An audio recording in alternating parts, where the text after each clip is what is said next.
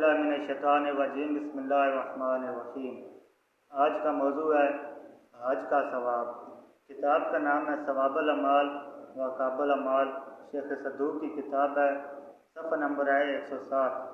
एक शख्स ने हज़रत इमाम मूसा काज़िम अलैहिस्सलाम की ज़ियारत के लिए हाज़िर हुआ तो हज़रत ने पूछा, हज से आ रहे हो?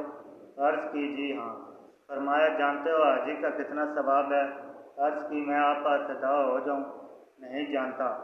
हज़रत ने फरमाया, हर शख्स हज के लिए इनकसारी के साथ मक्का में दाखिल हो, जब मस्जिद अल हराम में जाए तो खौफ खुदा से छोटे छोटे कदम उठाए और खाना काबा का तवाफ़ करे और 2 रकअत नमाज पढ़े।